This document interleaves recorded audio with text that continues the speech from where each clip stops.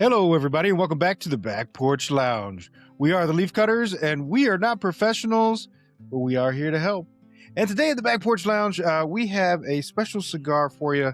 It's actually held over from last year's PCA. It's one of those that, just got thrown in the bottom of the box. We kind of forgot about it, so we're like, hey, surprise cigar! Just out of curiosity, if they sponsor us at any given time, can we say they were at the top of the box and we just respected them enough not to smoke them until the appropriate time? Yeah. So I'm going to go back and edit that, and that's what we're going to say. Yeah. That sounds good. I like it.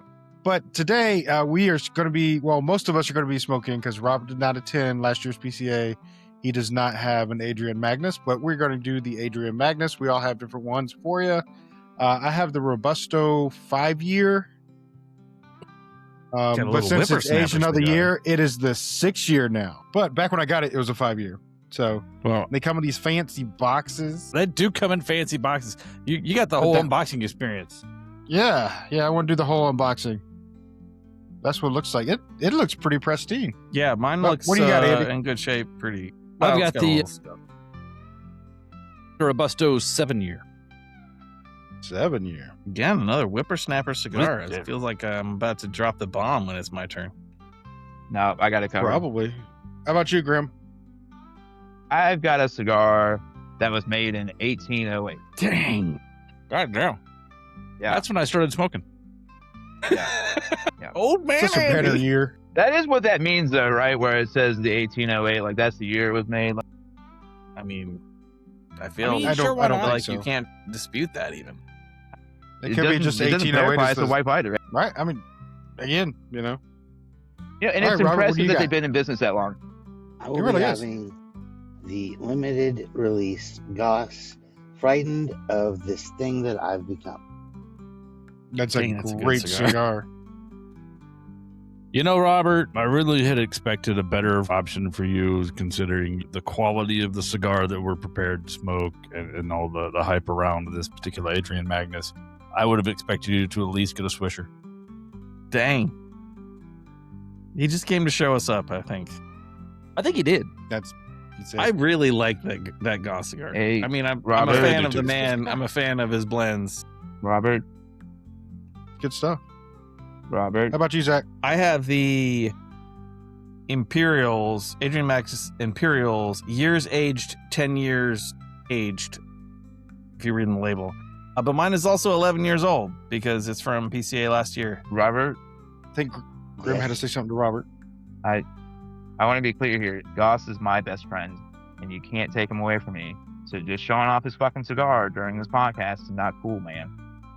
My best friend. He loves you. That's totally fine. Goss has enough love for all of you. As long as you know. To enjoy it. And I have a yellow jacket that's hanging out with me.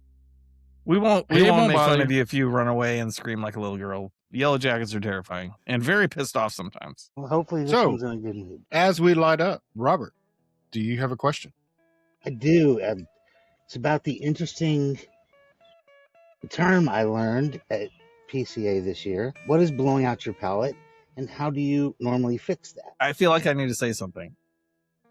Okay. You see, when a man and a woman love each other very much. Whoa. No. Whoa. Sorry, it's something else. No. I feel like you're trying to trap me in a song into thing. It's just not happening. Yeah, not working. Not working. It was good, though. I'm sorry. It tracked in my brain a little bit. It did, but I'm not singing it in my head either.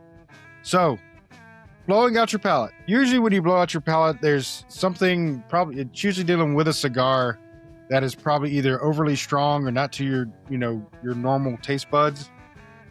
That when you smoke that cigar, that is all you taste from that moment on. Like, you just cannot shake that taste. Everything else that you drink, eat, whatever, tastes the exact same as that cigar. I mean, it does happen with a few other things in life, but when you're talking about cigars, it's usually just a cigar that is overly powered for your palate, and that's all you have in your mouth, and that's what you taste. And when you can't taste anything else, your palate's blown. You can't taste anything in another cigar, your food, your drink, whatever.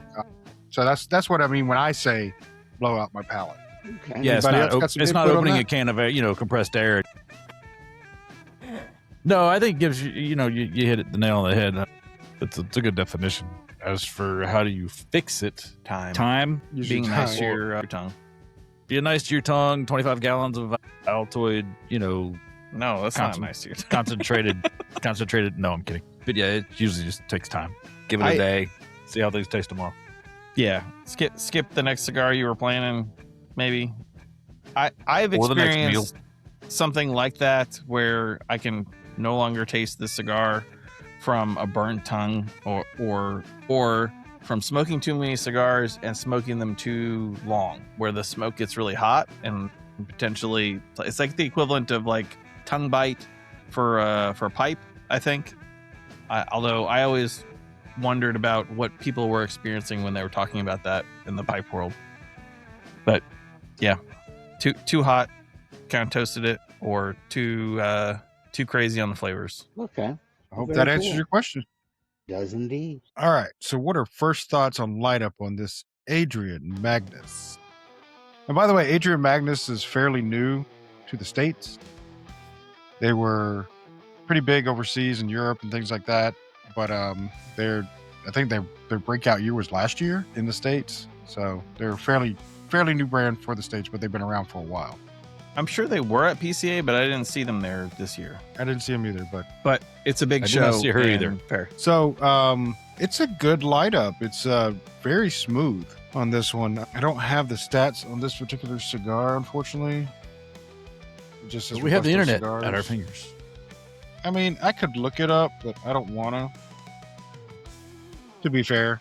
Do you want to do the grab bag version where you make up the ingredients and tell the story about it? Or? Tell the story about it? Yeah, no, right? No, I don't. It's not that. I usually don't like to look it up because I don't want to get any kind of flavor, somebody else's idea of a flavor note. I get that. So, I mean, I guess I could look up and see what kind of wrapper it is because it definitely does look very Connecticut-ish. But, I mean, it could be a natural, it could be, but it really looks like a Connecticut. But it's very smooth start. Decent flavor so far, as in it actually has a little bit of flavor to it. Don't have any tasting notes for it. But so far, not bad. I'm kind of enjoying it. How about you, Andy? So, pulling up their website. Excuse me. Dude, www. They are HTTP ultra luxury cigars. / and then when you Adrian type Magnus. it out, instead of hitting enter, hit Alt F4. It Yeah. will make it go faster. Totally faster. But I'm with you, Gibbs. It's got a really smooth kind of post light up flavor and feel to it. Not feeling a ton on the flavor, but I mean, and then again, I've barely lit the damn thing. So, Yeah. but so far it feels fairly smooth. All right, Graham, what's your take on it? I think it's cocky. It's cocky. All right. Well, it took me a second, but I think I figured it out. Why would they call the cigar in 1808? I'll give you the answer. That's the year that Beethoven's Fifth Symphony, the greatest of his symphonies, came out. And they are considering this to be their symphony. They're cocky. That is. And you looked it up, So- didn't you? Huh? You looked it up, didn't you? Not the Beethoven one. I wanted to see if there was anything else because I was big on music when I was a kid. But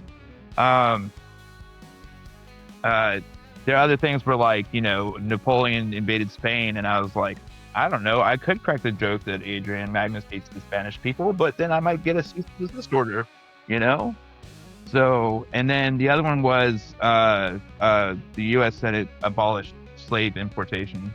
And I was like, I don't think they went that way either. So I'm going to go with Symphony. That's a wise choice. Yeah, I thought I'd made the right one. So it's weird, mostly because it has a honey taste to it. I can't tell if it's a sweet tip or if it's in the tobacco. So I'm waiting to see, if it continues through. I mean, I don't mind it, but I kind of wish I would have known beforehand just so I could be prepared for it. And I'm drinking a beer that does not go well with honey. So, my pairing is not that great. I have chosen poorly. Fair enough. I have chosen awfully. How about you, Robert? It lit up great. It's burning even. I love the smell that it's coming off the foot. Yeah, so far so good. Look forward to this tremendously. And I have found a website that still has a box or two. Nice. We were talking about that Nice. earlier. When he was trying to look it up, I said, well, it's probably sold out. It's been out for a little while. I guess not everybody knows how great that cigar is. Right? Because it's fucking But they delicious. should. They should know. They watched. It's They our watched our job show. to They tell know. them. If they watched, Right. if they watched the Leaf Cutters podcast, they would know. That Right. That's a good cigar. Goddamn delicious. Wait, so 7 people now? I mean, maybe my mom watched, so 8. Nice. So how about you, Zach? The 10-year is kind of on the light side. I would call it like medium or light medium. Like it's if you have a scale, it's close to light, but it's got some like nicotine tingle to it and some strength. But it's pretty flavorful. It's like it's got kind of a sweet caramel thing, but it doesn't taste like a sweet tip to me. Tastes like that's coming out of the tobacco.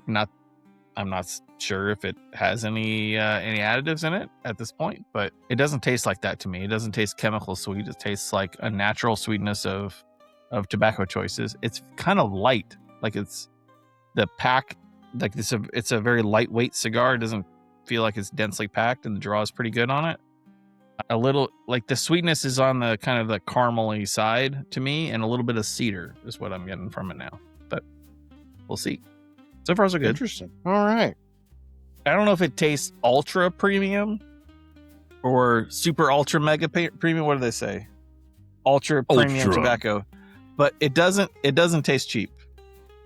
It tastes like a really well crafted cigar to me. Right. So comparative to like just from the look and feel of the wrapper and the taste of it, of the smoothness, I would definitely compare this to like a Davidoff Really? immediately. As smooth as it is, yeah, I think I can probably agree with that. To Yeah. a bit. And it's not powerhouse punch No. to the face. No. So it's a smooth, good draw, good taste. I immediately compared it to Davidoff. Interesting. I've only had like one Davidoff, so I don't have a lot to compare it to. But I could kind of see that because it was on the lighter side, a little more focused on like nuance and appearance and draw than maybe on being like a flavor explosion. Yeah, so Zach said, this wasn't cheaply made or whatever, like it was premium ingredients.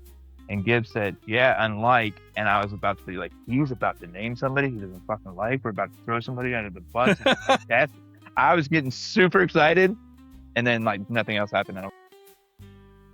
I will say, I looked up the price on this. I found one site that had it for like $16.50-ish for the Robusto size, which is less money than I remembered it being. I don't know if that's because it's not as been around for a little while or something. But I will say this is a PCA sample, so don't judge the entire brand by this, but the label is a little bit off center.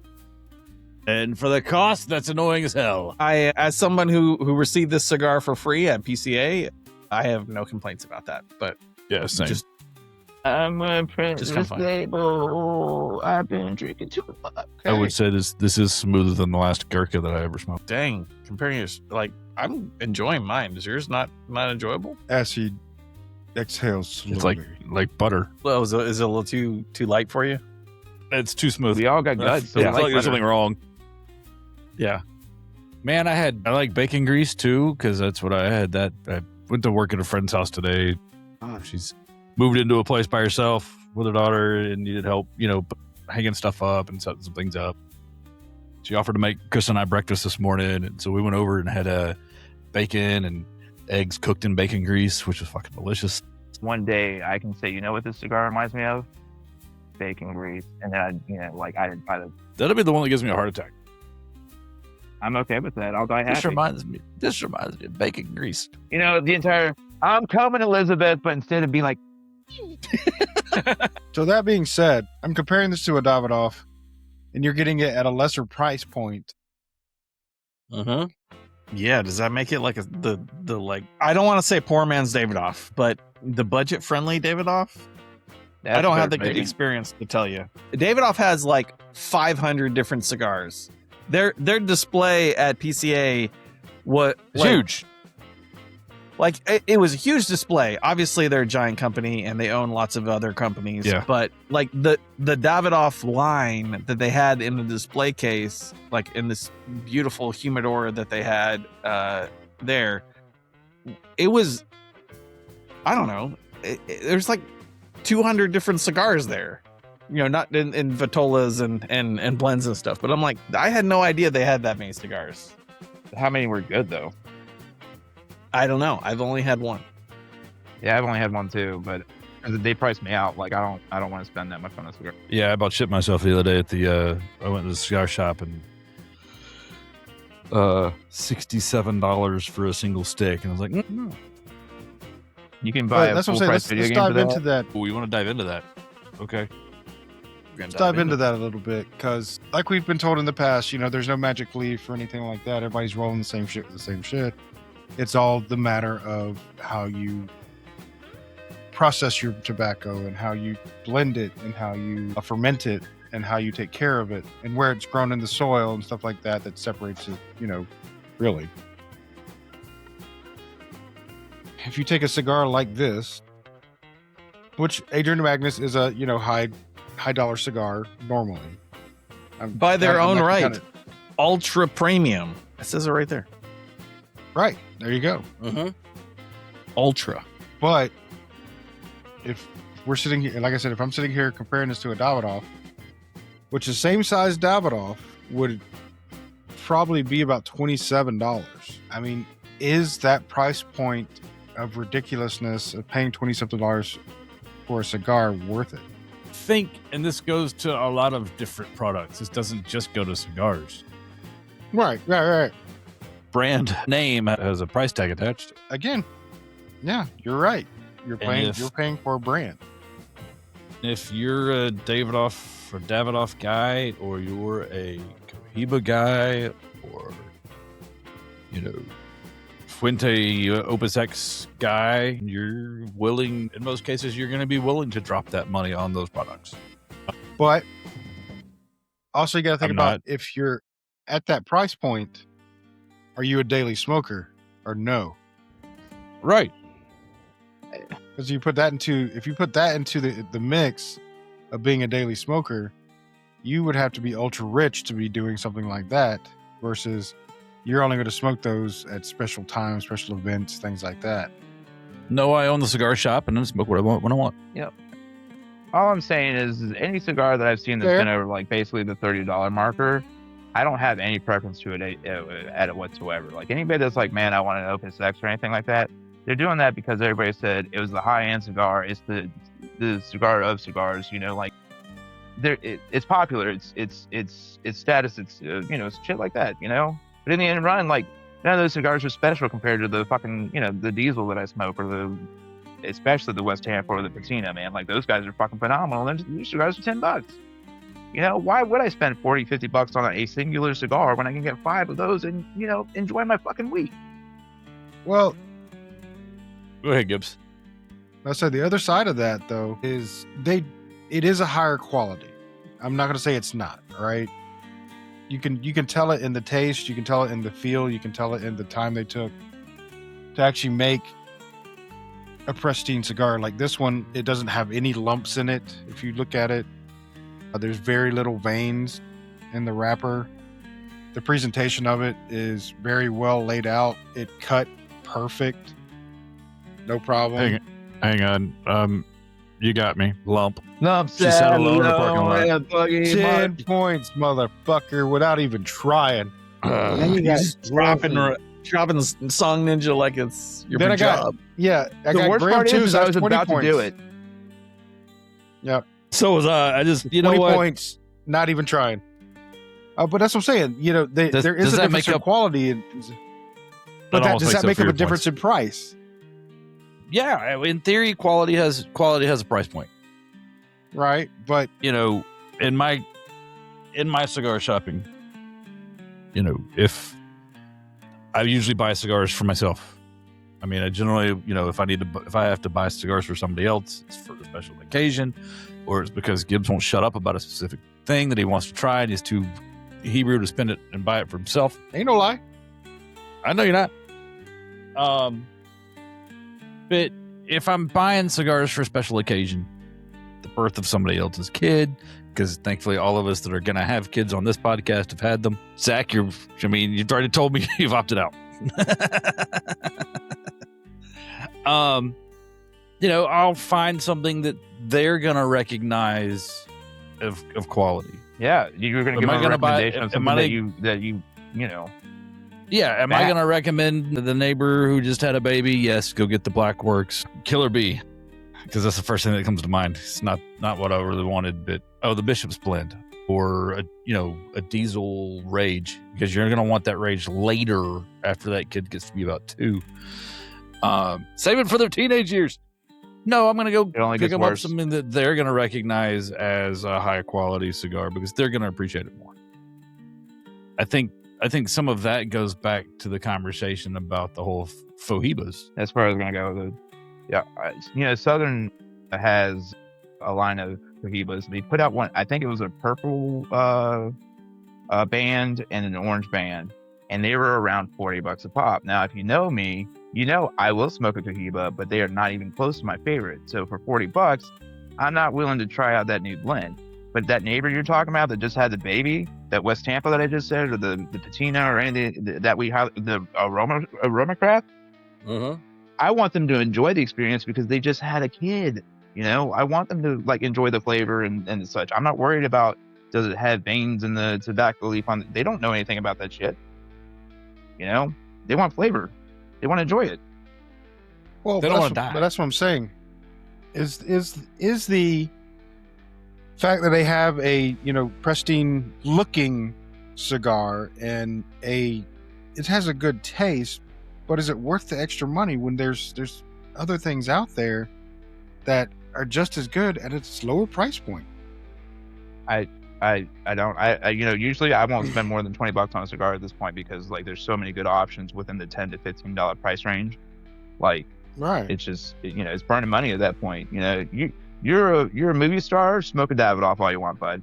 You got the burnable cash and everything else like that. I've got bills to pay, kids to take care of. I'll do a $10 cigar that tastes fantastic.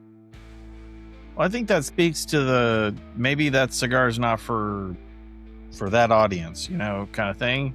Yeah, that's what I was. There are people, and I've met a few of them where they have a fancy car and they buy expensive whiskey and they buy expensive cigars because they can afford to buy those things and it's not as impactful through their finances.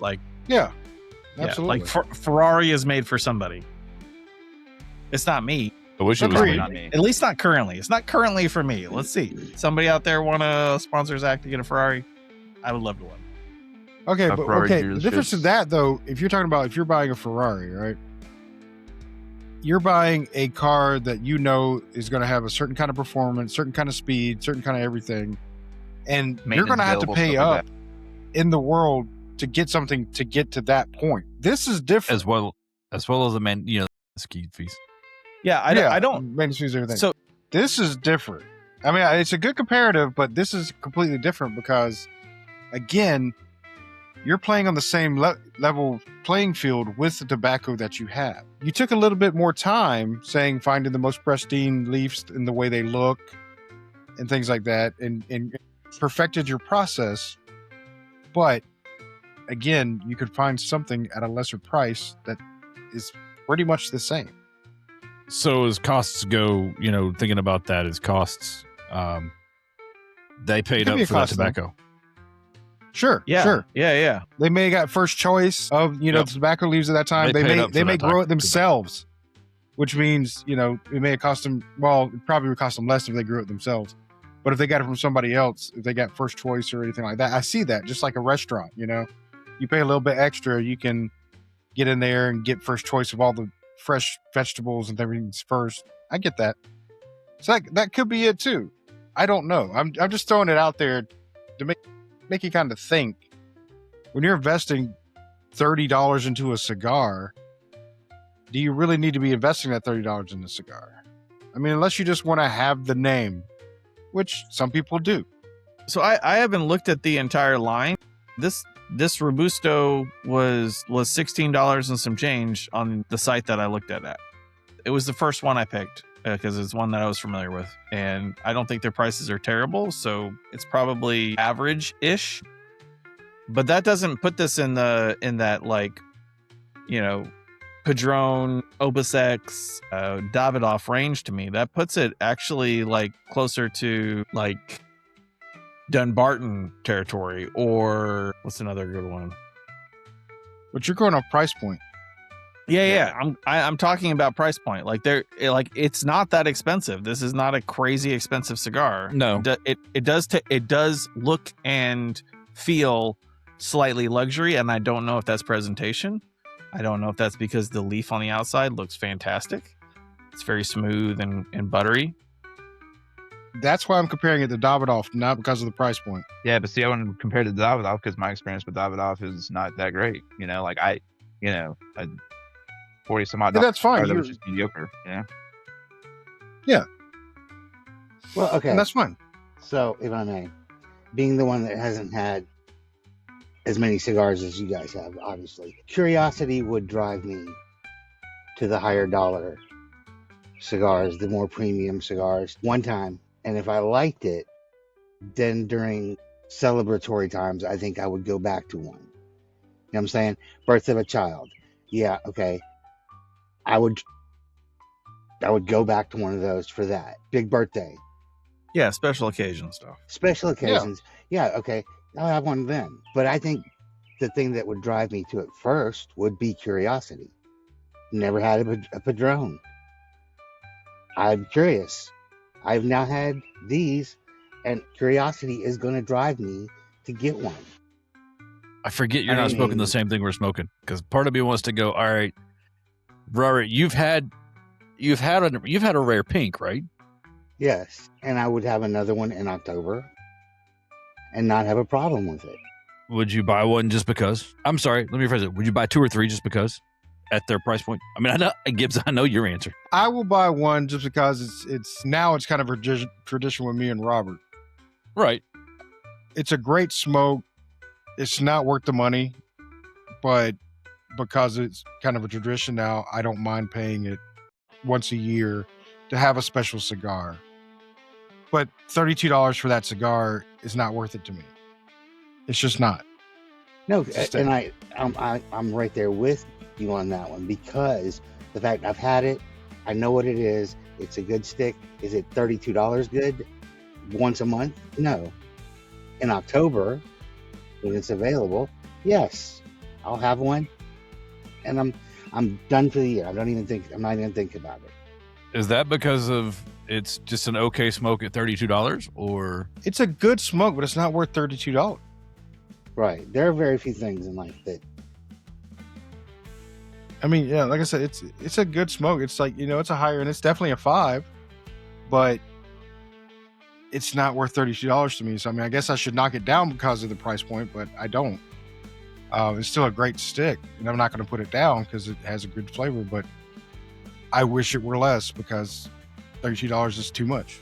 I don't see why Nice. we would stick with the. I'm going to, for lack of a better term, call it the illusion that a cigar that is priced at $40 or $50 is premium because of the price range. As I said earlier in the example, my neighbor has a baby. I want him to enjoy the cigar. I don't want, especially if they're not a cigar smoker, they don't know that the cigar that you're giving them is $5, $10, $20, $100. They just know that you gave them a cigar as a gift. they do It know should if be it's an a boy, it experience tastes thing. like shit. Oh my God. So bad story. I got those ones from a hospital. They actually had them in the hospital gift shop. And my buddy had a baby, and I was like, dude, we got to smoke these, blah, blah, blah. It's totally tradition. He's like, all right, fine. They had us go off the goddamn property of the hospital because it was just when they started banning smoking from shit. He got like 5 or 10 puffs in, and he was just like, don't call me anymore. And I was like, He's I like, understand. we're done. We're done. We're done. Like, this I'm is how you changing the celebrate it. documents. You're no longer the Godfather. Yeah, yeah. They were Pretty much. originally naming the baby after me, and then I got there and they were like, no. So the kid's Nathaniel now. But anyway, so all I'm saying is it should be the experience, Like, I will track down cigars like we did yesterday with West Tampa's, man. I was so excited to find a Devil Crab and a Circle of Life Yeah. because we reviewed them super high. They were $12 a pop. You know, if Where'd I'd have you gotten go? a Davidoff, I They would went have to had a Smokies. questionable experience where I could have had 4 West Tampa's. Sorry. Well, I mean, and that's why I bring it up, because it's just food for thought. You know, it's like there's a lot of cigars out there that are just ridiculously priced, and there's so many things out there that are similar to it that are way less expensive. Yeah, Way less I- and usually better. There's no magic leaf, but It's there sometimes is better. Yeah, there is money in making the cigar look and feel the way that it does. right. And that's For what I'm sure. saying. Not necessarily There smoke is- the way you that can it tell does. it- But, look and feel have a lot to do with the way people will perceive. So yeah, like I- because even Davidoff with their wrappers, you wouldn't even see veins. It is almost like a piece of butcher paper that they put over their cigars. It is so fucking smooth. Yeah. You know? it's brushed busher paper.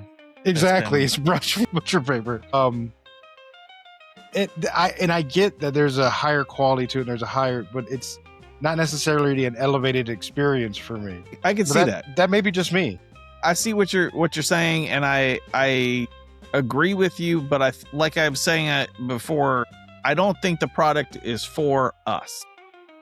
I think It's definitely I not. think if you are like, I've done this a few times, like you go buy a bottle of whiskey and you're like, I want to get something kind of special. I go up a price point to do that. I hear about a special barrel, a barrel pick for the store, and I get a little excited about that, and that makes the experience a little more special, a little more memorable. And that isn't always the case for the price of the thing, but sometimes you can kind of like spend a little extra to make it more memorable because you've made your brain value it higher. I think smoking a cigar that is good at $7 is still good, and a cigar at $16.50 whatever is this. Like, I'm enjoying the cigar. I think it's pretty good. Yeah, it's good. It's All right, speaking of cigars. Yeah. Some of us are way over the halfway point. this But cigar is a lot of smoking us are- quite quickly. Yeah. Yeah, mine quickly? too. Quite Dude, Quite we're only, quickly? we're only 40 minutes into this. We're almost done. All right. You're So- English. Your English is not Your English is well. good. Yeah. You speak with words. We're You try it stupid. sometime. It's You're hard. stupid. All right. So so far I'm enjoying it. It's a very smooth smoke. It's definitely medium body. The construction on it's really good, and I mean, because there's no burn issues whatsoever. It looks pristine. It does feel like ultra premium tobacco. As far as look and feel and things like that, it does have that going for it. And even like I said, on the cut, there's no frayed edges. The tobacco is perfectly even. You can tell that there's a little bit more to it, right, than just a regular cigar. But right now, I'm enjoying it. It's a pretty good cigar. How about you, Andy? Yeah, it's a medium cigar. I don't feel like there's a whole lot of flavor nuance though. Yeah. But yeah, the construction's great. It's smooth. That's all I got to say about that. And I think that's what they're aiming for with these. Honestly, I think it's like the executive cigar, Yeah, if that makes sense. and I'm trying really You know, hard not to smoke it fast because Yeah, it feels like an executive cigar the first cigar where of the day. you would have a nice business meeting, break these out, and have a discussion over them. But it's not gonna blow your palate out. It's not gonna be overpowering. It's gonna make you look good. It's gonna make you look good. I mean, it's having to work really hard for me to look good, so I'm not gonna blame. But it it's for doing a that. great job. It's doing a great job. Thanks. Yeah, man. Hey, All right. Yeah. how you doing? We'll talk later. Yeah, baby. How about you, Grim?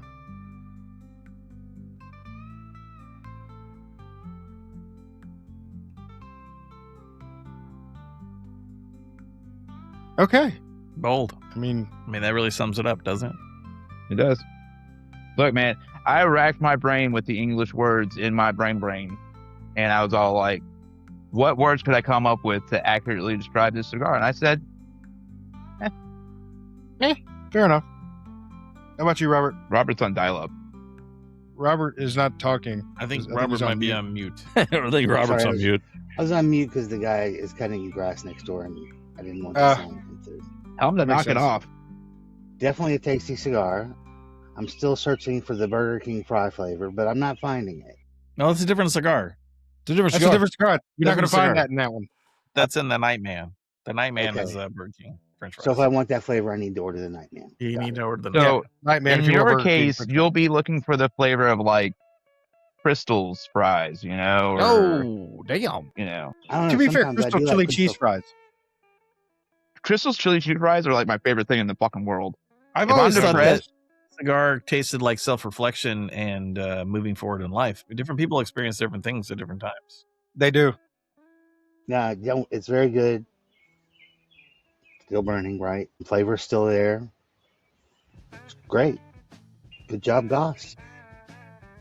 I agree. He's win. my I'll tell him best that friend. his hair's Stop gonna it. get big. I say as if Goss is going to watch the show, but He wasn't watching the show. He doesn't watch the show.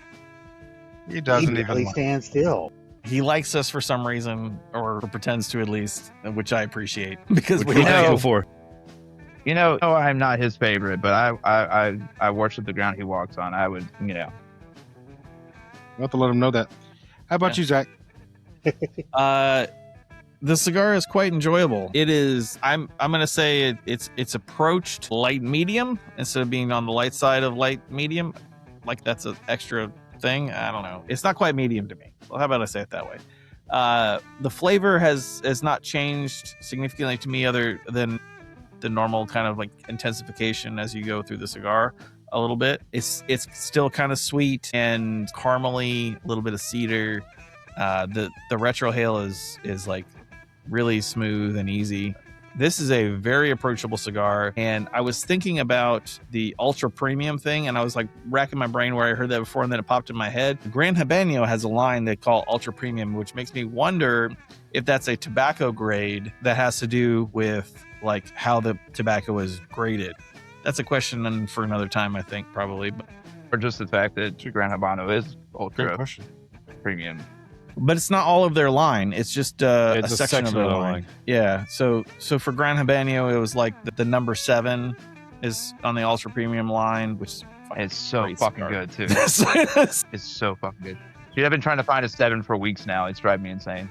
The enemy, it's not called that, but or the adversary or whatever it is. I can't remember what the wording. for it is. Enemigo. Enemigo. Enemigo. Yeah. That one I think is in that line. And there's a couple other. But I wonder if that has to do with, you know, the grade of tobacco and the quality control that you're putting into it. And in which case, sure, ultra premium. But it's really good. I like it. Which is kind of surprising because when we first looked up these sticks, when we got them, they were way more than what they are now. So I'm wondering if something happened in the market or Yeah, if they got into the market deep enough to where they could lower their prices. that could be. Like- that could be. Yeah. Maybe That maybe the price of distribution went down for them after they broke into the market, the U.S. market a little bit. Going to what you said, Zach, on the ultra premium thing, and actually going back to who's got the 1808? Graham, is that you? Well, I'm sitting there So- pointing at my screen at Graham, like you can see it. He's over there. That guy over there. He's I over wasn't there. gonna Right say there. anything. I wasn't gonna say anything. That's all right. I'll call my dumb self out. You know, it's all right. I did it too. I just went. So the way that they break down, their website and their lines, they have classic, premium, ultra premium, LE infused, and they sell humidors as well. The 1808 is actually an infused cigar. Really? Yep, because it's fucking honey all the way through. And the ultra premiums, of course, mine doesn't fall under ultra premium, but I know the Supremos, like the one I've got, falls under premium. But it's still, it's still smoking like butter. If your premium's this good, Right.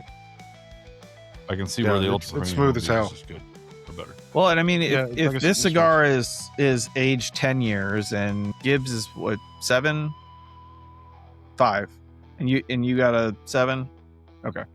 So that's a lot of time in the warehouse. Like that's one of the things that really adds to the cost of things like whiskey and is time for storage, because you have Oh, to for pay sure. to like control that storage for that period of time and have the property to do it, that's a factor for sure.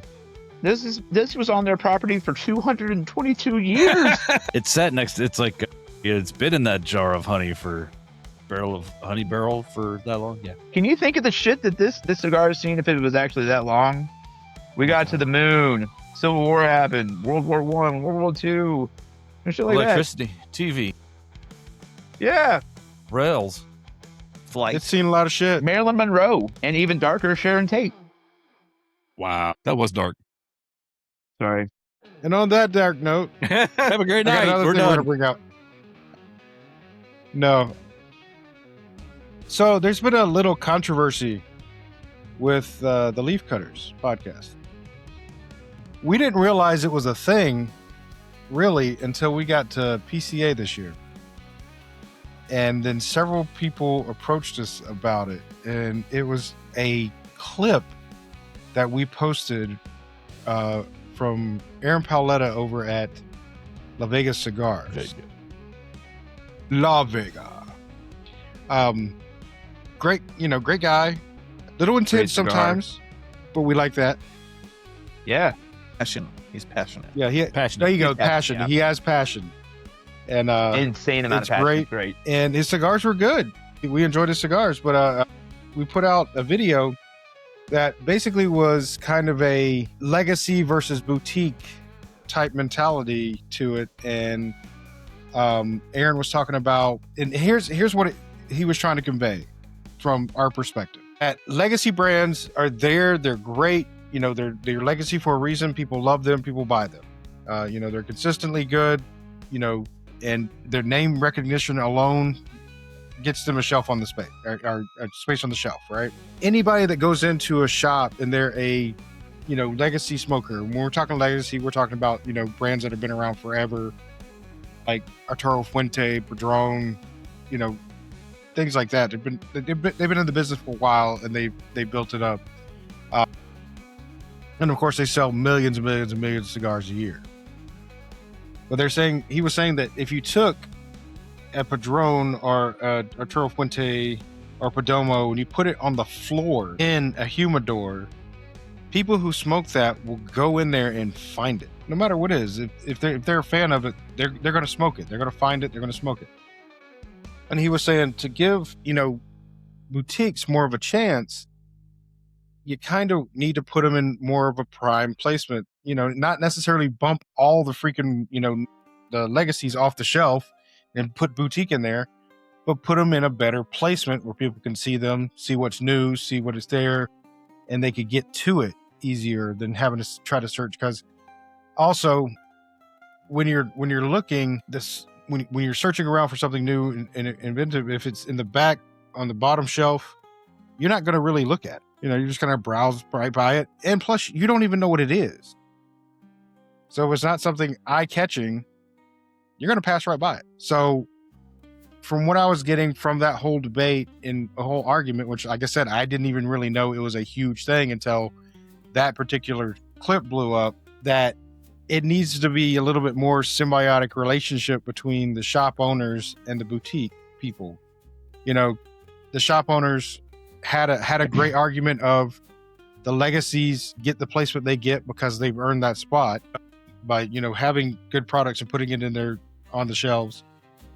But then you also get the backstory of that. Well, sometimes these legacies make you put it front and center, certain spot, certain placement, certain place on the shelf. So it's like, is it really fair to tell them what to do in their shop? I don't know. And I'll preface this with, we're not shop owners. We're not cigar makers. We don't do any of that. We literally just talk about cigars and have, and talk to you, to have fun with you about cigars. We don't have any skin in the game. But shop owners will tell us that, you can't put down legacy and boutiques are being lazy. And I'm like, I don't see how it's a boutique being lazy where you put their cigars on your shelf. They can't tell you where to put it like the big legacy brands can. So I think he's pushing more for a symbiotic relationship between the two. Is like, hey, you brought me in, you like my product. Why wouldn't you want to set it up for the best and kind of put it somewhere people can see it, and maybe you say something about it. It's like if somebody comes in and says, "Hey, what's new?" Why don't you say, "Hey, try this"? Right. I think. But there's been all kinds of debate spawned off about that. Yeah. Well, I We do think have skin in the game now. Legacy obviously has some advantages that boutique doesn't, Mhm. and that's exposure and education, because they have resources. They have more reps. They have more people that are going into the shops and talking about their stuff, and doing events and that sort of thing. And they can pay for advertising and all the marketing part of the industry. But I also think a lot of and make good products. I mean, I'm a huge Padron fan, but I just don't smoke it that often because it's expensive. Like the one I want is usually $22 to $30. 25. Yeah. Stupid anniversary. And the 1964 anniversary Mhm. natural. I love that Mhm. cigar so much. It's so good. Me too. It's delicious. Yes. But that's my special occasion cigar. I don't buy those all the time. And I don't even know if they're worth it. They're just special to me, which makes them worth it to me, kind of thing. I think that one of the potential struggles with promoting a boutique brand is education. And, because Mhm. they don't have the coverage and the representation of all those reps, dedicated or brokers like Goss. They don't have that many people to go into each store and have an event on that night. So it's more challenging. That said, most of the time that I go to a store, I'm looking for a boutique brand. Like, I'm not looking for Padron all the time because I know that they have them, and like I'm going to buy them when I buy that Padron. But the store that I go to the most in the area has Black Label Blackworks, and they have West Tampa, and they have Oscar, and they have Asylum, and a bunch of smaller, maybe not small, but smaller companies that I really enjoy their products. So I don't know what the right answer to that is. I don't know. I think symbiotic relationship, like you're saying, makes more sense than just like putting it on the bottom shelf. But education is a challenge. It's hard to. It really is. Education is a challenge because it's not only, they're saying that if you make a good cigar, people are coming and buy it. Well, if you don't know about that good cigar, you don't know exists, you're not going to take a chance on it. Usually, unless for some reason it popped out at you. You don't know if it tastes good just because of the way it looks. Let's be fair, you don't. But unless it popped out at you for some reason, that's the only way you'll catch it in a humidor.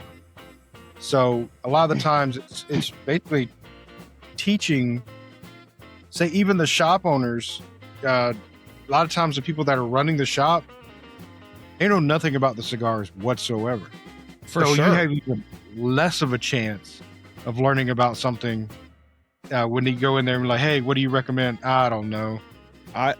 People buy the popular stuff. They buy the Padron over there. I've been in shops where the person who works there doesn't know anything about cigars. They're just there because they also sell cigarettes, and it's a job. They're not tobacconists. They're not interested in the craft involved. They're just people that have a job, which I get. I mean, you can't always find or afford somebody who's a tobacco nerd. Right. But there's a difference So, but if between you like have- a tobacco store that has, cigarettes and vapes and, everything, that like a smorgasbord of everything because they don't know any of that, and a cigar shop that should know what the hell they're talking about because they are bringing just nothing but cigars in. Like in a particular instance, like with PCA, you're ordering your cigars for the year, right? What's the first thing they do to us? Even us, a podcast, they put a stick in your hand. They're like, "Hey, try us out." You try out that cigar, and there whether or not you want to put that cigar in your shop. If you know you want to put that cigar in your shop, you should be able to get it there and then say when somebody comes in, "Hey man, I tried that stick and it's fucking phenomenal." That's called salesmanship. If you can't do that, I don't like your store. Yeah. And that's the perspective we're coming from, and we can have that perspective because we're the consumer. You know, And that's when our we skin in the game, is we're the consumer. Yeah, we're the consumer. We're the We ones that vote go with in our and- wallet. You're right. You're absolutely right. And you know, there's shops that I go in, and you know, I might pick up one stick. It's because they had something I could smoke there, but it's not necessarily what I want. But if I go into a shop that I see several things that I like that I can't get, I usually grab multiple sticks. So when we went into Smokies in Knoxville yesterday, my intention was to buy one cigar. I know better than that. But I failed, and I bought like Failed, six probably. cigars. How many did I Like, oh, buy? I got this. 13. 13, I think. Yeah. 13. 13. I gave 2 to Zach for, you know, hosting. I also gave 2 to Ben for bringing me up and everything else like that. I gave 2 to the second comic shop writer that we went to afterwards because I had like 30 comics for him to sign. And I was like, dude, I'm wearing out your hand. Can I possibly like give you a little and, you know, give you a cigar or two? And he was like, you know what? I'm not going to fucking turn you down. Yeah, exactly. You know, like it was an appreciation thing. But in the end run, I got a bunch of sticks like West Tampa and the such that we don't have in this area because they're not as widely carried. And the sad thing is, we have mentioned these brands in our area, and we still can't get them. Can't get them. We've talked to our tobacconists saying, "Hey, can you try this? Can you try to get this for us?" No. Yeah, and I think that a lot of that comes down to either that those boutique brands hit for people or they don't. Right. I think that comes down to a couple of things. Okay. And as much as we love Roma, I'm going to use them as an example. I was about to. So yeah, we love Roma, and We do love Roma. we've introduced them. They've like even here they've been introduced, you know, and carried at the local shop for a while. But the local shop has decided that, you know, they've been burned by boutique and have decided that boutique's not really going to be on their shelves, you know, moving forward. So they're going to go back to more mainline cigars. Okay. And some of that's because Why of were the they way, burned? I don't know. I didn't get into that discussion. And that's Okay. that's knowledge that I don't have, and don't know that I care to know. No, it'd be interesting because if they were burned because would like be. the rep wasn't providing them with stuff on a regular basis, or they weren't Potentially. able to get a hold of somebody to have their stock reshelved or something like that, that's a burn. If they're burned because they had They got burned because they want stuff, but aren't carrying the stuff that will get them the things that they want. Yeah, I want to carry the Kraft McKeck. Okay, but you're not carrying any of the other core lines, or not, you know, selling the core lines. And why would we provide you with, you know, a specialty cigar when you're not hosting the core line? Yeah, Okay, that but was that- that was in fact, you're green dotting shit to get rid of it. right. But That that's was an the entire eye point. opener at the last PCA for me, was the amount of Big time. like tiers for buying cigar that there were. You know, you can buy a couple boxes of cigars from almost anybody, but you'll only have access to a certain set of those cigars. And as you buy more, you can have access to the more limited edition things, and You know, and potentially have a rep come and do events. Is also what it sounds like for some of those companies. But the way that Roma does their billing, and I think this is where, you know, in some cases other shops get more picky about what they carry. You know, they don't do net 20, they don't do net 30, whatever. You know, you're paying up front for your cigars, and you're gonna get what you ordered when you pay for it. But as for placement in a shop, so I don't go into the big Mansfield store very often. But Zach, you've been in there. Yeah. You know, I like that there shop, used to by the way. be. I like that shop. It's a great shop. It's actually got a really nice lounge. They have a nice bar. It's super good to hang out at. It's super comfy to hang out with. You know, people there. But you know, when you go to that shop and you walk in the humidor, you know, if you walk in from the storefront, you know, it's a 2-section humidor. It looks like originally it was like 2 sets of offices, and they just kind of threw a doorway in the middle so that you could walk through it. It used to be wrapped around with cigars on shelves. Well, they started carrying Davidoff. And so Davidoff said, here's our display case. You're going to put this somewhere. And damned if it's not, as you walk in that front door, it's the first thing you see. Like, they removed a whole shelving unit worth of cigars just to host Davidoff. Because you have to. Davidoff does not get displayed in anything other than their stuff. Right. And back to what I said earlier, I'm not paying $67 a stick for a fucking cigar. Now, and I talked to go ahead. I say to Davidoff's effect, or to their defense, and don't tell me that I'm shitting on Davidoff, because I'm not. I like Davidoff cigars. I like the way they taste. I like the way they look. They are a fancy cigar. They're just not my everyday smoke. They're definitely a special event type cigar for me, and I'll pay up a little bit. But in their defense, smoke one at my funeral. They have. I was smoking crack at your funeral. They finally gotten under the $20 price point with some of their cigars, which I was pleasantly surprised to see. Now, yes, they are very small compared to the other cigars, but they have gotten under that price point. So if you want to get in and try it, you can now, and it's at a decent price point. Though.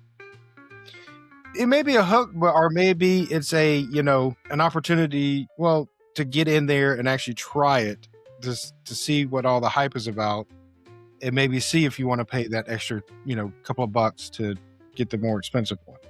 Yeah. So they're trying, and they're working with, people like us who smoke more on a regular basis, that don't want to spend $26 on one stick, to get in there and try it. That's the way I look at it, but I could be wrong. But yeah, I get it. They pay for, you want to carry, your shop owner wants to carry X cigars, X, here's the list.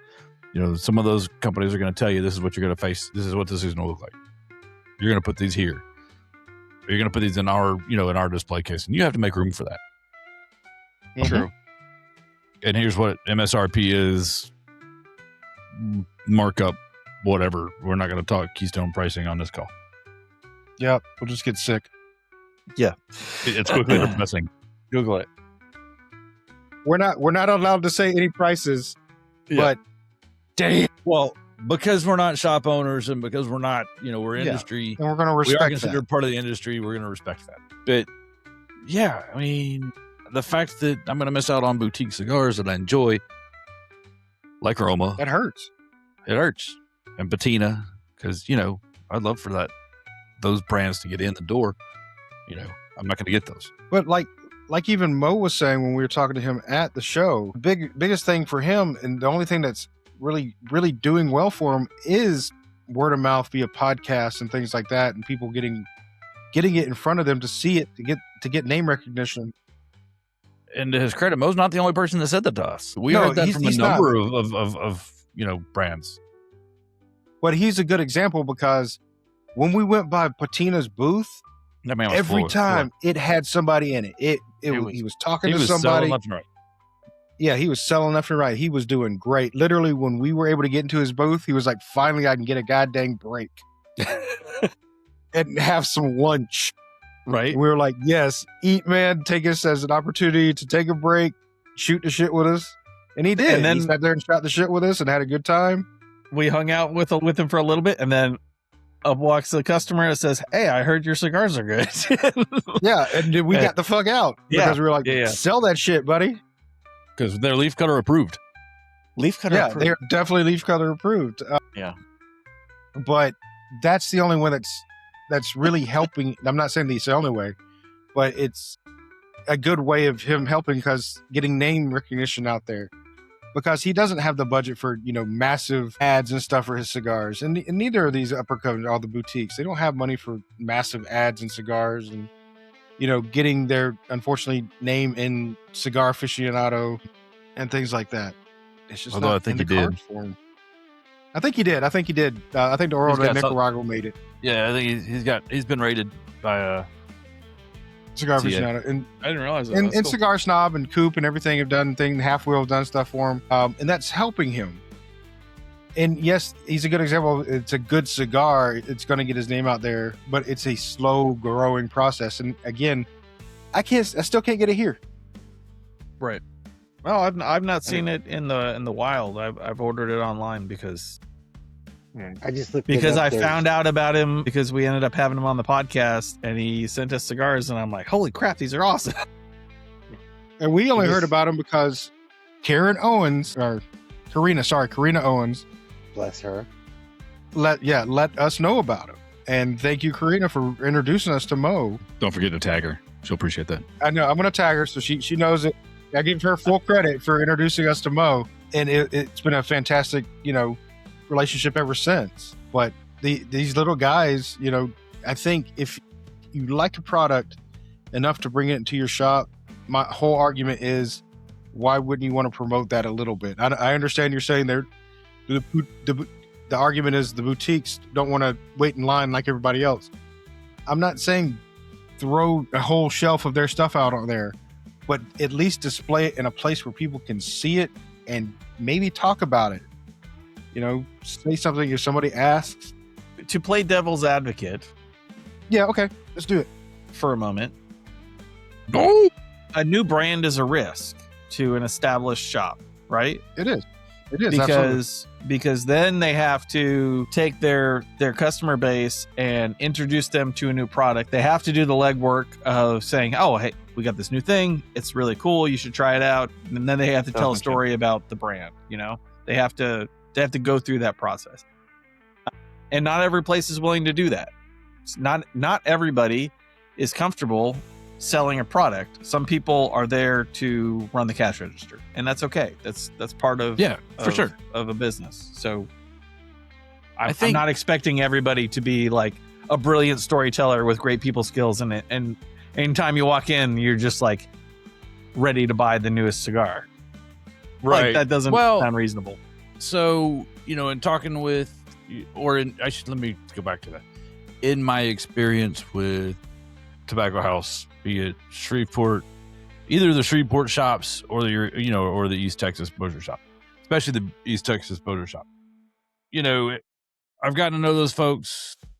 There's a girl that works, the register at East Texas, who I don't know knows anything about cigars, but she's almost always paired in that shop with one of the other girls that knows. And, we'll occasionally go, "Hey, look, I see you're buying that. Why don't you get this instead?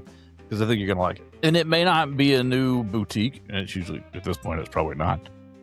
But like the flathead, the CAO flathead that I bought, the Habanero, the new Habanero that came out, the Speedster, or Speed Shop, that came out last year, not this year, but last year.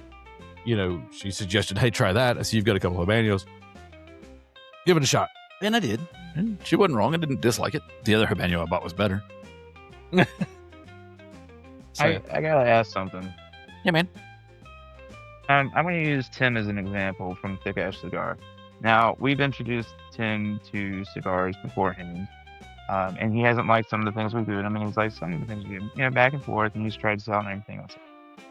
But in the end run, when we go in there, the first thing Tim goes is, "Hey, man, have you tried this?" Or "This is new on the shelf," or and such. He is a successful business owner that has the cigars that he wants on his shelf, and he doesn't have a giant display from Davidoff. So, what makes that giant Davidoff display that they're demanding that you have in your store worth having there if you're not like 100% behind the product, or you're losing, inventory that you could be selling or space for it? Like, why bother doing that when you can sell still? Like, Tim's successful. He's got people in there all the time. It's a great shop, man. Tim's different. I'm going to ask this because it's been a hot minute since I've been in Tim's shop. Does he still have a sizable Placencia display? He's got like a shelf or two. Like, I want to say he has like 3 or 4 blends, but that's about it. Yeah, but you gotta know the back end of Tim's business. Back end of Tim's business, he works with brokers. When you work with brokers, you can get 1 or 2 or 3 boxes of a certain brand in your shop. If you want to be a Davidoff store or a Perdomo store or a Arturo Fuente Lucky. store, you have to carry so much volume. Yeah. To get You want to that become sticker a on named your lounge. window, or you have to have. Why would you though? There's discounts. There's discounts. I say there's discounts involved with that. First of At all. certain levels, you get more discounts on the cigars, so they end up being cheaper, and you end up with more volume of that brand. So Yeah. But That's the part of the markup incentive. value on like a boutique cigar, and I'm just using boutique at this point. You could say almost any of the ones that don't require a display or anything else like that. A markup on a boutique cigar is on average, according to AI, about 300%. You know, like it's a huge markup. You make more off of a boutique cigar than you do most of these other ones. So why Maybe. would you give that giant amount of space to somebody that you're not making as much off of per cigar, and you're not as enthusiastic about promoting? Name recognition. yeah, I mean, I think it. Tim I does really it think a without lot it. of that comes back down to name recognition. That's sad. Right. I mean, the marketing that those companies can afford is like the equivalent of Nike or Adidas. You know, that's like not obviously proportional, but Yeah. you know, you know about those companies because you know about the companies because it's in your face. You Yeah, know? but when you walk in that door to that store, that tobacconist like Tim should be there saying, "Dude, have you tried this?" Right. And that's what we expect when we're going to a cigar shop. But you got to think, and I know we're harping on Tim. We're not harping, but we're talking about Tim. I love Tim Tim. does not. I love Tim too. Tim does not get the specialties that comes along with being, carrying entire lines and so many cigars and things like that. He doesn't get those specialty cigars from those brands either. But okay, but do you think, like, let's just I'll throw out West Tampa or Roma or whatever. If he got a couple boxes of them and they sold out really quick, he would order more boxes. If they continued selling on a regular basis, he would order more and more to the point where he would get into the specialty cigars. Us as consumers, No, he earlier, because with our wallet. No, just because of the way Tim buys his, it doesn't make him eligible for that. All right, well, let's say Southern. Southern's They're too old to different. want new shit. Sorry. Dude, the guys Southern- at Southern's are awesome.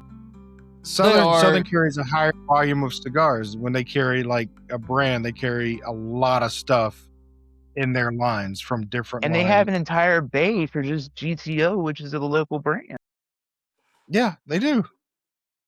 And I'm pretty sure they get a pretty good discount for it. Which is a huge markup then, isn't it? Well, they're still, for the most part, cigar places do go off Keystone pricing, right? Yeah, that's, I mean, They do. They go off Keystone pricing. I'm not saying that they strictly set to that because I don't know, but they do go off Keystone pricing. And people like Tim who have the boutique, they can go off Keystone or they don't have to go off Keystone. They can really price it however they want to price it. but- So, okay, yeah. but When you're looking at the overall, what percentage of markup off boutiques and everything like that, it's kind of the same in shops that are using Keystone. It's a little bit skewed whenever you have shops that are getting them, especially with boutique, because you're ordering it either directly from them or you happen to luck out and get a broker that's selling their stuff, and then you can make your own pricing. okay, but in the instance of, like, since we're shifting to Southern, they have that entire end cap at Grand Havana, right? One in the middle hallway there. Let's say they decide to get into Davidoff, because I'm almost 100% that they don't have Davidoff. Davidoff requires this to shelf. They decide don't. to get rid of the Grand Habana thing, even though you and I go in there on a regular basis and buy Grand Habana. We no longer have Grand Habano in the area because of Davidoff's requirement. Well, that's if they've decided to buy into that level of Davidoff.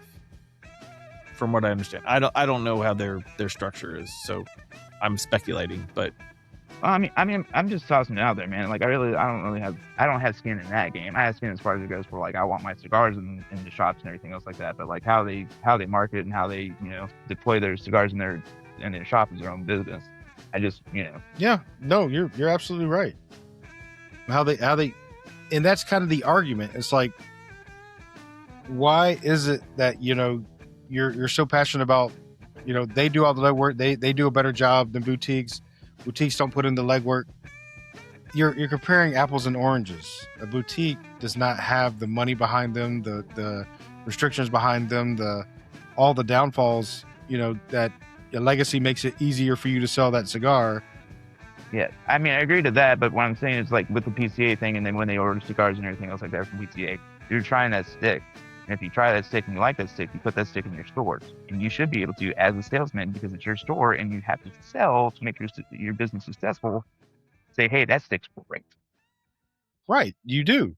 And that's the argument. You should be able to put it wherever the hell you want to put it to make sure that it gets in front of somebody.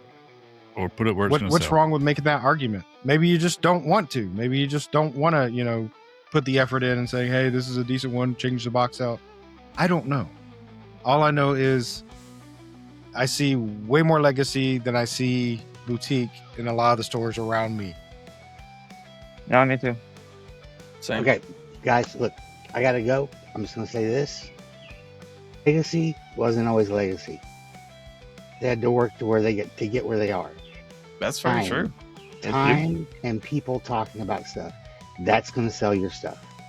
Okay. That's all there is. That's to fair. that. That's Right. fair.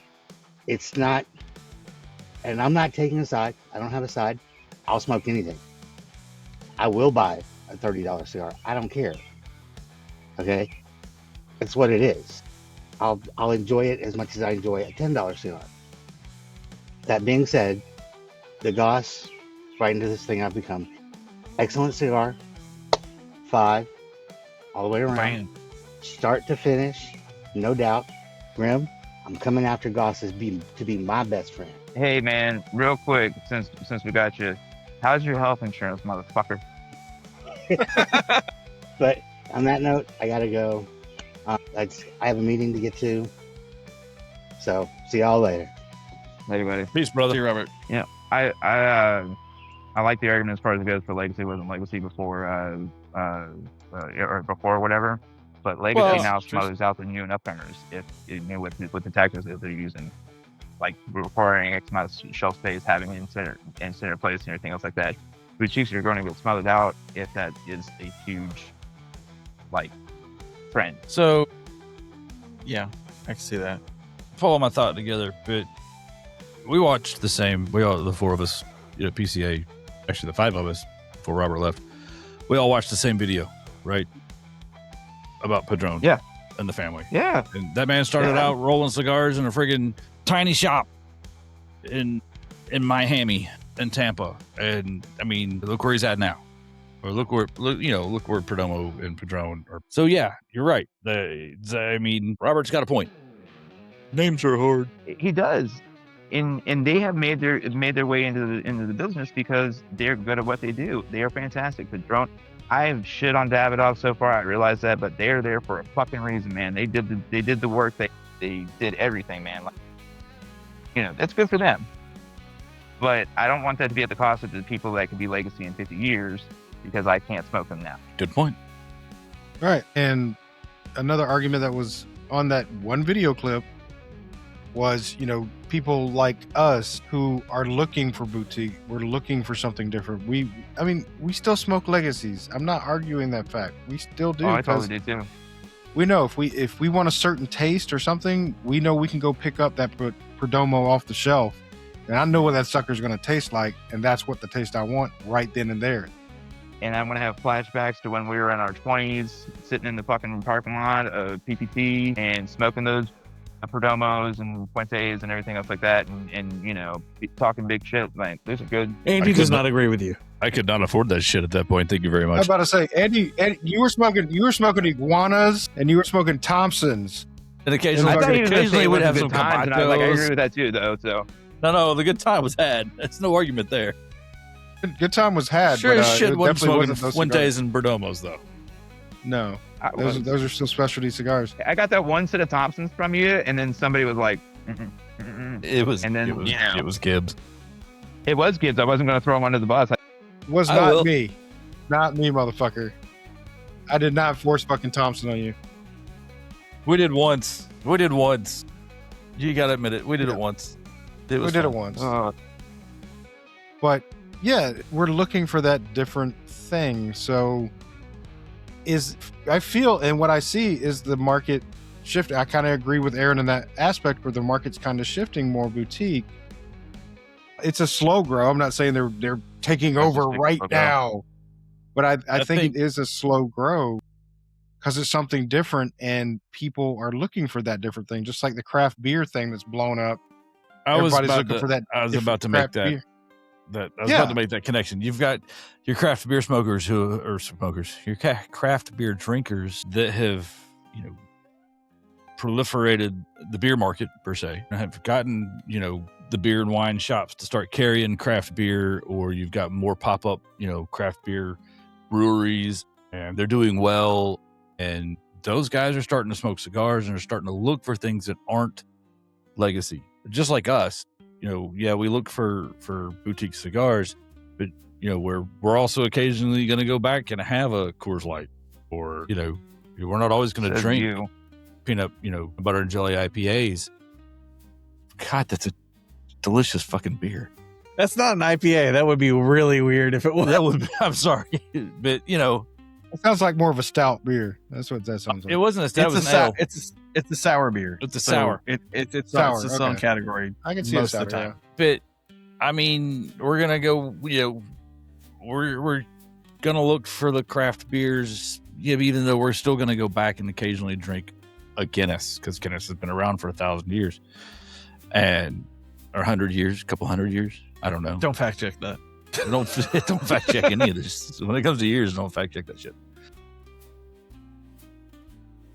So it's totally it's gonna grow, and I think you're gonna see with some work, boutique brands that are meant to stick around and that really gain popularity are gonna become legacy, and it's just gonna take time. And we're in that special spot, though, I think, where we heard a number of times throughout PCA is that as podcasters and social media, what we do is important, and getting the name of a lot of these boutiques out is important. While I realize that some of the next shows that we've got lined up are more legacy, but I think it's important to have them on too, and talk about their stuff. Just like I feel like it's just as important to drink classic, Budweiser and Guinness as it is to go and get the new sour mash that whoever's releasing.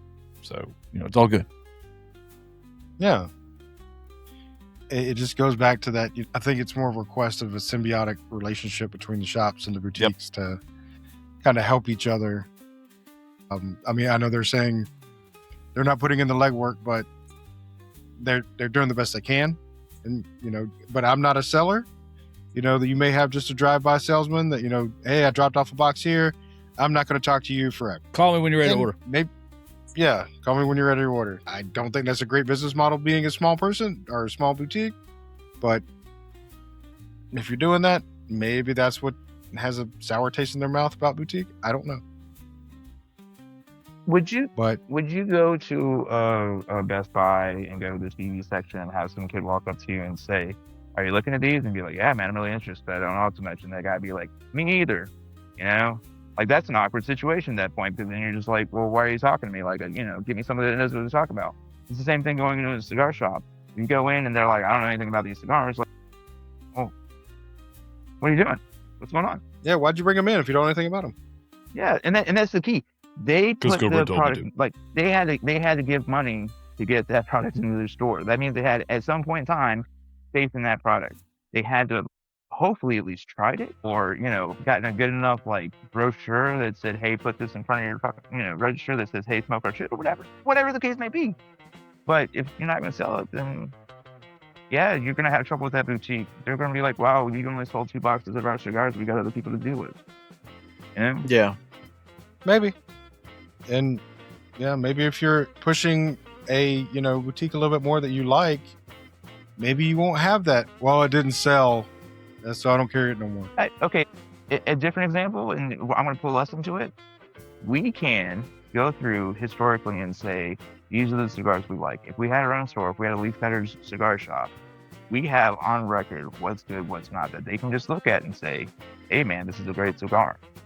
We have a database. We have something that says we recommend it. You're right, but I also think that if to make a good business decision, we're going to carry some of those legacy brands. Yeah, Absolutely. Because I still want people. I Absolutely. still want regular customers, not just folks that like us that are poor on occasion, that still spend I money would on never cigars. say that you shouldn't carry like a Perdomo or a Fuente. Pick the ones that you endorse. Pick the ones that you like. You know, because being a salesman is being passionate about it. You know, is Every getting time. behind the product. There's also like a cigar sales market that we haven't specifically talked about yet, or two markets that I think exist that we haven't talked about yet. We're talking about the shops that we go to that have lounges and they're just cigar shops. Like that's 99% of their business. They might sell beer in a cooler or something like that. But there's also bars that have started to carry cigars, and they're selling drinks. Cigars are an afterthought. They want the most profit margin out of the cigar. So they don't care about you being the repeat customer. They care about you being there ordering drinks. And Ordering then there's drinks and dropping $20 on a Fuente. and dropping $20 on a Fuente. And then there's the cigar of opportunity in a liquor store / tobacco store thing, where they're not a cigar shop. They just have a small humidor that's maybe curated by a shop, or it's curated by a broker or whoever runs someone, the shop. Yeah, or someone who runs the shop, and maybe it's the brand that they like. Maybe it's just that. A lot of times those shops, the liquor stores that have a few cigars, they're selling Gurkha and Rocky Patel and occasionally Fuente kind of thing. I don't know. I gotta say that the liquor shop right here. The two big selling points for me are the fact that they have canes, they have La Gloria Maduros, and drive-through daiquiris. You mean I can drink this in the car? No, you can't. It's illegal. Oh. I'm still going to do it. It's drive-through, man. Come on, that's what's Dude, going on. brother, the piece of tape with the straw, under it, is totally there to keep you from drinking that all the way home. It's unbreakable until it reaches your Unbreakable house. until it reaches your house. Yeah, But Just they're like releases. opportunistic upsells is what they are. That's not their primary business. You're in there for something else, and you go, oh man, cigars. That would be really cool for this evening that we're already planning to, drink whiskey and Okay. And get shit faced. whatever. So Might as well smoke in cigar. that scenario, for those, I'm going to use my Best Buy reference as far as it goes for like watching a TV. Would you go into like a Walmart or a Target, somebody that sells 50,000 fucking different things, and expect somebody to tell you specifically about that TV or that, I don't go into a liquor store, and I like the restaurant we went to yesterday. They had cigars. They had 3 different types. She couldn't tell me anything about them. I knew because I'm a cigar enthusiast, but I wouldn't really trust her opinion anyways, because they're about beer and food. Right, but I've only talked to one person about cigars at the place you're talking about, but I didn't expect them to know anything about the cigars, so I didn't ask for a recommendation. I just asked how much they cost. Yeah. But that's one. And was excited that I It's could smoke one out in the beer garden. Right. Like you said, it's an add-on. It's an add-on sale. It's an Shelf upsell for people that when you drink, you want to smoke. It's been happening for ever since alcohol and tobacco have been together. Like peanut butter and jelly. So It's the and peanut alcohol. butter and jelly. So just like going into a liquor store, you're getting a bottle of whiskey or whatever. You look over at that cigar and you're like, you know what? I could smoke a fucking cigar with this. I got tonight, it. And I gotta admit, I go to liquor store here just because they have nubs and La Gloria Maduros for $7 a piece. It's cheap. We had one that That had goes back to my diesel. our previous episode where you can find good prices in places like that. Yeah, the diesel that I was talking about, $9, and it was a Gordo, and I was like, Yeah. man, Not bad. But I know we could probably talk about this for another hour, but I have no more cigar. I'm out of cigar. I've been I out was of cigar I was out for a 40 while. minutes ago. Yeah. So let's rate it. So for It mine, doesn't smell good anymore. the Millennium Age 5-year Adrian Magnus was a good cigar. Had a good taste to it. I like the flavor of it. I mean, it wasn't a bold flavor, punchy in the face flavor. It was a very mellow flavor. Did have like a little bit of sweetness on the back, on the very end, about the last third. A little bit of, I want to say almost honey like taste to it, or caramel, or maybe caramel a little bit, in there. Is enjoyable, held together well, looked really good, looked pristine. I didn't have to touch it up once. It burned consistent the entire time. So my rating on it is probably going to be around a 4.5. Just because I do think there could have been a little bit more there. Flavor wise, like I said, it's a good flavor.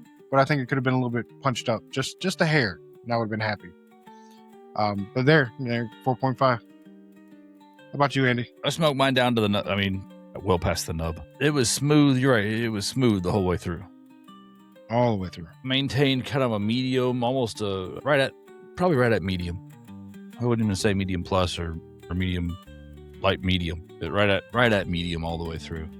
I kind of wish there had been some progression in flavor throughout. That would have been positive. So, that and I don't remember what the price point is. I didn't look it up because, I'll go with Zach's math. Zach's math works. Well, I mean, originally, if I remember right, when we got these cigars, we were talking being like $40 a stick. I thought they were like $40. Yeah, I they just were. looked it up on a site, and this one was not that expensive. It was more expensive than I probably would have expected, but not crazy. But that being said, it was still an enjoyable experience. You're right. It was smooth as butter. I mean, it was a pristine looking cigar. It was beautiful. I just oh my God, it was just beautiful. Smelled it. It was delicious. But I mean, outside of that, it was an enjoyable experience. The cigar was good. We'll give it I'll give the 7-year aged a 4.25. Okay. There's not anything else really to compare it to. I mean, I don't know that I compare it to a Davidoff. Well, I compared mine to the Davidoff just because of the way it looked and the style of it. Yeah. And that's why it's the closest thing I could see just visually. Now, taste, it was different. I do want another cigar right now. I got shit to do, sadly. So the Adrian Magnus Imperials, aged 10 years, was really enjoyable. It's a different cigar than I've had lately. It was, I'm gonna call it medium minus because you use medium plus, and it's like that. It's not quite medium for me, but it was on the sweeter side and creamier side than I was expecting, and I haven't had something like that recently. I've been having Same. peppery and robust and more intense cigars. So it was a nice change of pace and very enjoyable. The retro was just phenomenal. This would be a great cigar for a gift for somebody who doesn't smoke cigars very often. I think that would, and it's not going to break the bank. It's at the price point that I saw it at. I don't know what they cost other places. They might be more or less other places. It was a very beautiful cigar. The wrapper looked fantastic, even for being a year old and surviving PCA and Right? jumbling around in a backpack and stuff like that over New Orleans. I'm trying to really like nail down my rating. I think 4.5 is like the right rating for it for me, and I would potentially pick one up. I don't know any local stores that carry it at the moment, but I also haven't looked for Adrian Magnus because I'd never had. This is my first Adrian Magnus, so I would I'd try one again. Well, that bears the rule of PCA. Yeah. The goal of PCA is, hey, get going back to what Grim said. Here's a stick, try it. And So, we what would have you done rate it? that. He did 4.5 is Okay. I missed that. Yeah, I'm yeah. sorry. I almost want to rate it higher, but it's not my flavor profile. Like it's a good cigar, and I think that someone who likes like milder cigars this would be like the right increase in flavor, because it is really kind of caramely and sweet, but without being like a sweet tip or something like that. And I didn't get any flavor changes that were, unique or interesting, but it was good the whole way through and zero problems. And it went from no touch-ups with the lighter. It went from being the smoke was perfect to being 500,000 degrees. Yeah, right there at the end. Like right there at the end. Like this is how far I got. Right there. Yeah, that's about the time it went. It went from nice, cool smoke to 500,000 degrees. I was afraid it was going to melt through my hand and then through my lap Through and the earth. into the floor and straight into the center of the earth. Nice. But it went out, so we're safe. Like a drop lightsaber. Oh, God. So now, Like a now drop- Grim is back. He can bestow his rating upon us of his. Bestow his knowledge of the Adrian. 2. No, I'm just joking. Dang. No, sorry. My kid tried to set fire to the house. It's fantastic. My kid. Yes. Coweta County system education. Anyways, so yeah. Anyways, it is more like a 3.75 for me. The honey was consistent all the way through, which kind of killed my beer. Which, if I'd have known it was honey, I would not have gotten that beer. Just for like statistical analysis and data gathering, what beer did you drink? Yingling. Yingling. Okay. Not a honey friendly beer. It is not, and that's actually possibly why they have a 3.75. Like, if I'd have paired it with something else, it might have made it to a 4. But with the smoke output was okay, but it didn't have much flavor to it. It just had this light taste of honey to it, and like it wasn't enough for me to be like, wow, I'm enjoying the cigar. And then it basically exploded in my hand towards the end, as far as it goes. For like the wrapper came unbound, and it was mush, and so like construction was not really that great. Burned evenly though, so it just, as I said, I'm not huge on infused cigars. Like, as long as I prepare for them with a good pairing, like if I know what it is beforehand, I usually do okay. But in this particular instance, I kind of got ambushed, and the score's kind of suffering for it. Valid. All right. That's fair. And So on you that you note- paired orange juice with your Toothpaste. toothpaste. Exactly. I brushed my teeth, and I'm like, man, what do I want to drink? And I'm like, orange juice. That's a great And I idea. just chugged the entire fucking thing, and I'm like, you know what? This was a terrible idea. I should not have done this. On that note, we're going to say good night. Good night. See you. Hey, man. Hey, buddy. Thanks for the care packages. That Oh, no problem, man. Those are some good smokes. I had to share them. the tea tastes a little weird though. Tea? Yeah, the pack you sent, the Bovita. You used a Bovita pack as a tea bag? Yeah, why? It's not tea, dude. Seriously? Am I gonna die? You're probably not going to die because Bovita uses purified water, natural salts, food grade gelatin. But it's for your cigars, not for you, buddy. Oh? If you would have read the pack, it says two-way humidity control I for don't know what I your mean. cigars. Well, two-way humidity control means that if there's too much humidity in your humidor, then it'll take some out. If there's not enough, it'll put some in, creating the perfect homeostasis for your cigars to get that perfect result. Well, almost perfect result. You can't help the cigar. Bovita has nothing to do with the cigar itself. But That's the fair point. It'll keep it in good shape to smoke. Hey. And if you would have read it and stopped putting everything in your freaking mouth, you might not have an upset stomach at the end of the day. I don't do that. Dude, you ate a crayon in front of me. I told you I thought it was a Tootsie Roll. Bovita, the leading provider of humidification products to show the love your cigars need. It's not tea.